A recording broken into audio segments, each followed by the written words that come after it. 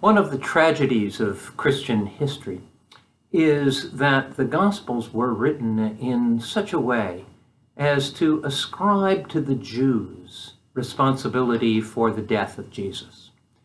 This was understandable in the days of the early conflict between Jewish and Christian communities, but it has led over the centuries to a spirit of anti-Semitism, which is clearly a deep violation of the Spirit of God in both of our traditions. So about 40 years ago, the National Conference of Christians and Jews set out to draw up a Passion narrative that could be read on Palm Sunday, because that is when most people hear the story of the Passion, which would convey the events in a more dispassionate way, free from the conflicts of Christians and Jews of the first century.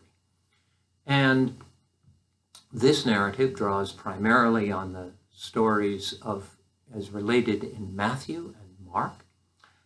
It was edited finally by an Episcopal priest, and we are grateful to him and to them for making this kind of narrative possible.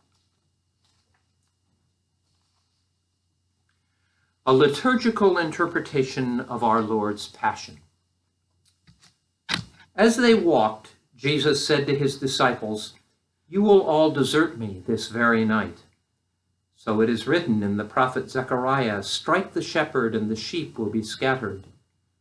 Then Peter protested, "Though all desert, I will remain with you."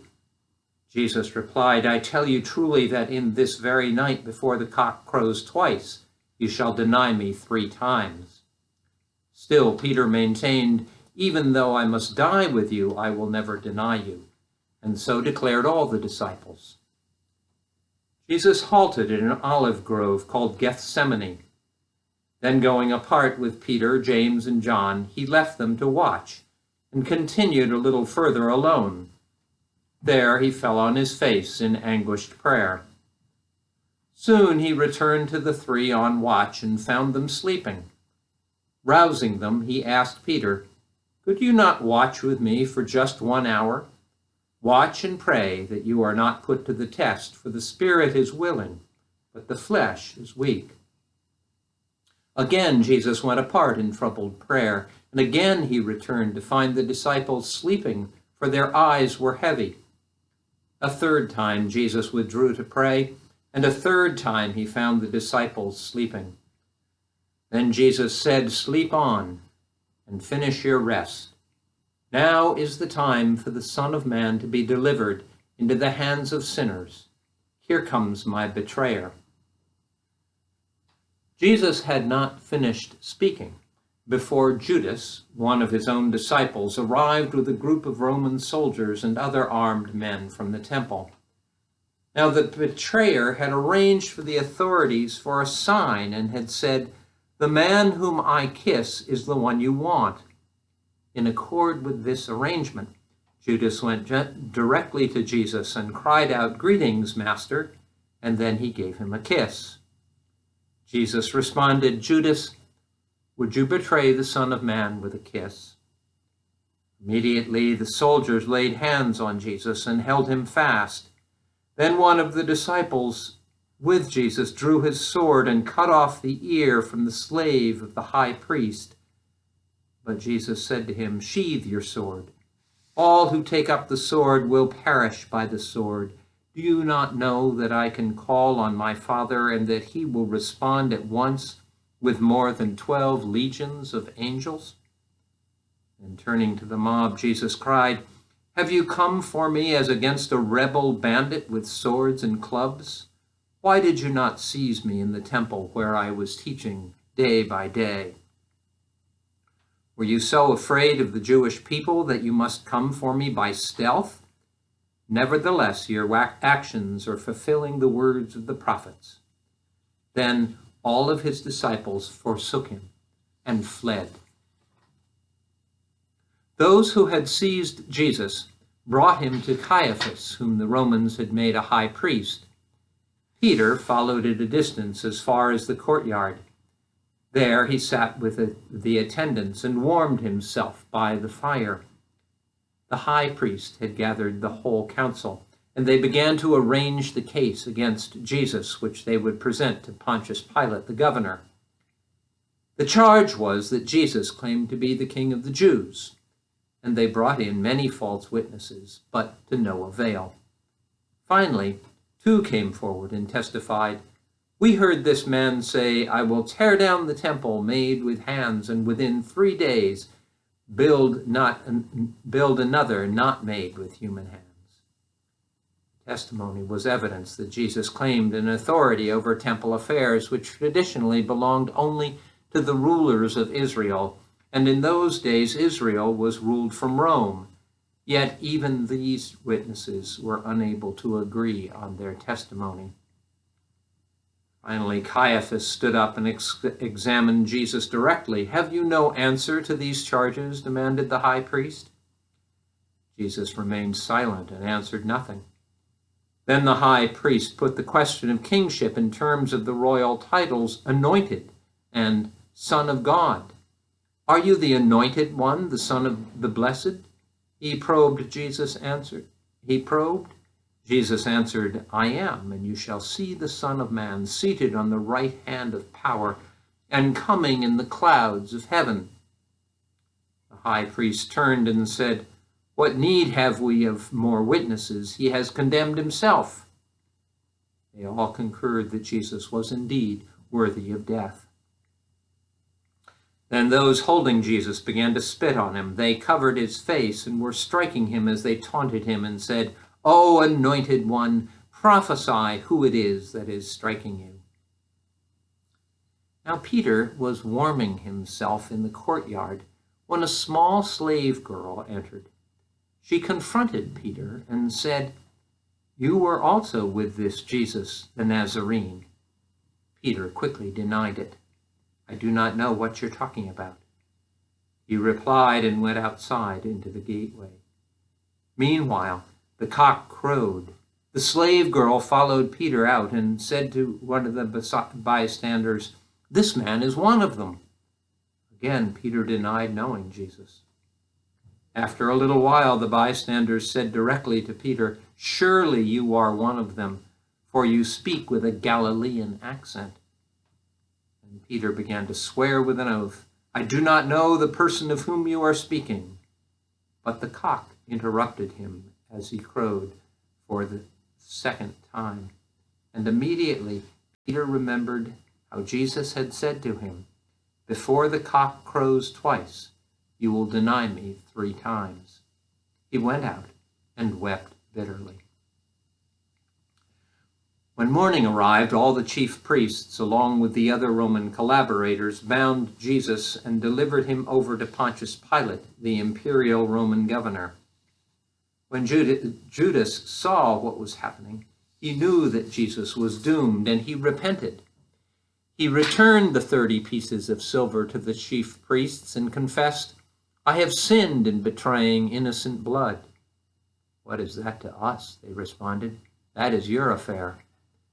Jesus threw down the 30 pieces of silver in the temple, and then he went out and hanged himself.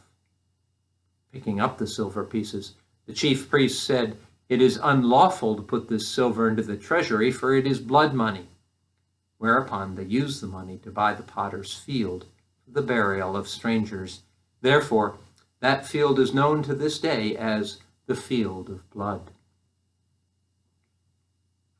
Jesus stood before the Roman governor as the accusers made their charge. "We found this man perverting our nation," they said. "He was forbidding us to pay taxes to the emperor and proclaiming himself the anointed king." The governor asked, "Are you the king of the Jews?" Jesus answered, "You say so." The chief priests were accusing him of many things. Therefore, Pilate again spoke to Jesus. "Have you no answer to give?" he asked. "Look at how many accusations they are making." Jesus astonished Pilate by remaining silent. At that festival, The governor used to release a prisoner, and some were urging Pilate to do so at this time. Now there was a notable rebel in prison with those who had committed murder during the insurrection. His name was Jesus Barabbas. Therefore, the chief priests arranged a demonstration to demand Barabbas. Pilate asked them, "Whom do you want me to release for you, Jesus Barabbas or Jesus the Anointed One?" The demonstrators shouted, "Barabbas!" Jesus responded, "What shall I do then with the Jesus the Anointed One?" The crowd shouted, "Crucify him!" Pilate continued, "Are you certain of his guilt?" The crowd took up the chant, "Crucify him! Crucify him!" Again, Pilate spoke, "Shall I crucify your king?" "We have no king but Caesar," cried the demonstrators. Then Pilate agreed to release Jesus Barabbas, but Jesus the Anointed King he handed over to the soldiers for scourging and crucifixion. The soldiers led Jesus away within the governor's palace. There they assembled the whole battalion. They clothed Jesus in purple. They set a crown of thorns upon his head and shoved a reed between his fingers for a scepter. They began to mock him by kneeling before him and proclaiming, "Hail, King of the Jews!" They also spat upon him and smote him on the head with a stick. Then, after mocking him, they took away the purple, returned his own clothes, and brought him out to crucify him. On the road, they met an African of Cyrene named Simon coming in from the countryside. Him they compelled to carry the cross. They brought Jesus to a place called Golgotha, which means skull, and there they crucified him. It was 9 a.m. They offered him wine mingled with myrrh, but he refused it. His garments they divided among themselves, casting lots for them. Over his head they inscribed the charge against him, "The King of the Jews." Also there were 2 insurrectionists crucified with him, one to his right and one to his left. Those who passed by were shaking their heads in derision and saying, "So, you who would destroy the temple and rebuild it in 3 days, save yourself. Come down from the cross." Likewise, the priestly collaborators mocked him, as they said to one another, "He saved others, himself he cannot save. Let the Anointed One, the King of Israel, come down from the cross that we may see and believe." Even the 2 crucified with him reviled him. Now from midday there was a darkness over the whole land until 3 p.m.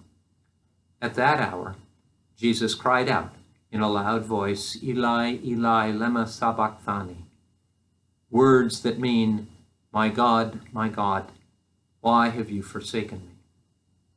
Some of the bystanders said, "Look, he's calling for Elijah." One of them put a sponge full of vinegar on a stick and laid it to his lips. Others said, "Wait, let us see whether Elijah will come to take him down." Then Jesus, having uttered a loud cry, breathed his last. Suddenly the curtain of the temple was torn in 2 from top to bottom. The earth shook, and the rocks were split.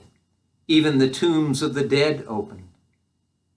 Now when the centurion on watch and the others who were with him saw all that was taking place, they were filled with awe and said, "This man truly was God's royal son."